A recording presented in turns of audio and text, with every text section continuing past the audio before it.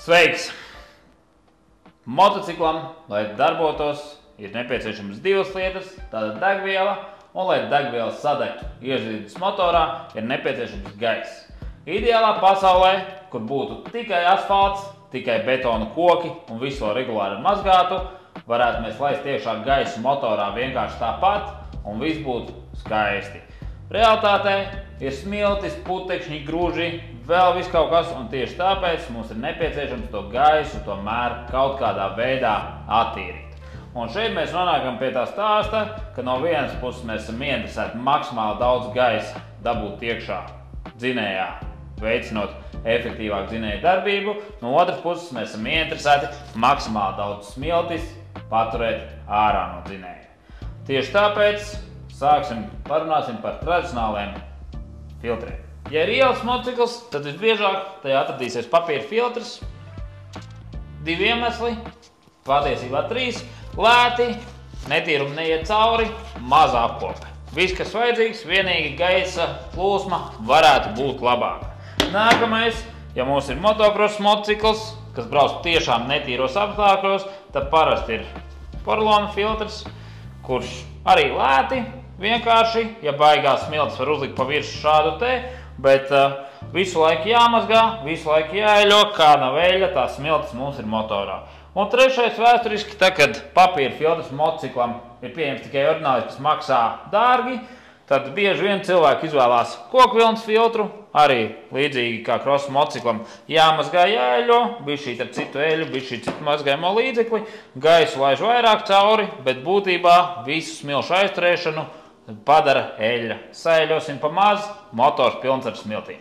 Ja gribam, lai motors elpo brīvāk, tad papīra filtrs īsti baigais risinājums nebūs. Paliek mums alternatīvas. Tātad filtrs, kas laiž vairāk gaisu cauri. Tātad kokvilnas filtrs, kas mums ir jāeļo, kurš cēlas kā kokvilna. Patiesībā tie ir 2, 3 līdz 4 slāņi marles, kur vienā vietā ir lielāka frakcija cauri, otrā mazāka.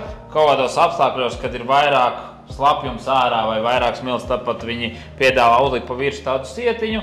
Un būtībā risinājums motocikls elpos labāk, bet tā netīrība ies drusku vairāk. Un tad ir sprint filtrs ar 5 sastāviem, dažādām vajadzībām, par kuriem tad tūlīt arī parunāsim. Sprint filtri piedāvā 5 dažādu sastāvu filtrus. Ar filtrēšanu spēju gan līdzvērtīgu kokvilnas racing filtram, gan līdzvērtīgi parastam papīra filtram aizturot tādu veidu frakcijas, bet ar ko sprint filtrs ir īpašs, šie filtri nav jāeļo, viņi nav jāmet ārā, tātad, ja mums viņš palika netīrs, mēs varam izpūst ar gaisu un likt apakaļ iekšā. Un šis filtrs faktiski ir mūžīgs, kuram vienīgā apkope, kas ir vajadzīga, ir laiku pa laikam viegli izpūst ar kompresoru. Šosejas vai sporta motociklam sprint filtri piedāvā 3 fantastiskus risinājumus. Viss ir ar sintētiskā materiāla šūnu, kas laiž cauri tieši un konkrēti frakcijas netīrumu, tajā pat laikā laižot cauri daudz vairāk gaisu. Tātad F185 sportam paredzēts filtrs laiž gaisu 5 reizes vairāk cauri nekā kokvilnas filtrs, aizturot tajā pat laikā līdzvērtīgu daudzumu netīrumu. P08 ikdienas motociklu filtrs laidīs cauri gaisu tikpat daudz, cik kokvilnas filtrs, taču tajā pat laikā aizturēs netīrums jau vairāk.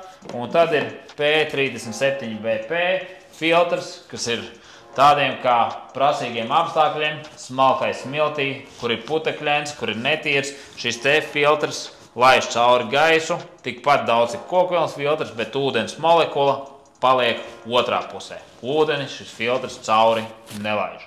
Situācijā, kad mēs ar savu motociklu gribam iebraukt pludmalē, kāpās, motocross trasē, izbraukt kādu tetu un normālos apstākļos, lai pasargātu motoru, mums būtu visu laiku jāmēc eļļā un jāmazgā šādi te filtri un jāliek pa virsmu sietiņi.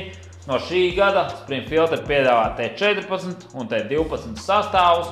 Tātad T14 ir paredzēts sacensībām, aiztur visu, kas ir lielāks par 14 mikroniem, un tajā pat laikā nodrošina 2 reizes lielāku gaisa plūsmu kā papīra filtrs. Savukārt T12 aiztur visu līdz 12 mikroniem, un gaisa plūsma būs kā parastajam papīra filtram, tātad iegūsi to pašu, bet šo filtru pietiks tikai izpūst. Kā tad īsti saprast, kuru filtru īsti man vajag?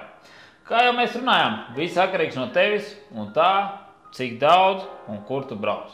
Ja mēs braucam pa tīrām trasēm, ja mēs piedalāmies sporta sacensībās, braucam uz pasauli, Spāniju, vēl kaut kur, protams, viennozīmīgi ir F1.85, laidīs visvairāk gaisa cauri, motocikls ies vislabāk, bet nu rēķinamies, ka gluži pa pavasara ielām, kad nav noslaucīts sāls nost, ar šo filtru varbūt īsti nevajadzētu braukt.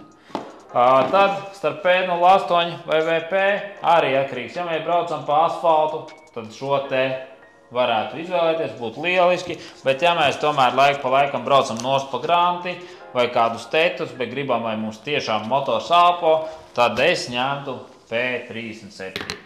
Un savukārt ikdienai, kas arī ir ne tikai nodrošina maksimālo filtrāciju, bet arī cenas ziņā ir ievērojami pievilcīgāki par, piemēram, šo te sastāvu, tad ir T12, T14 sastāvs.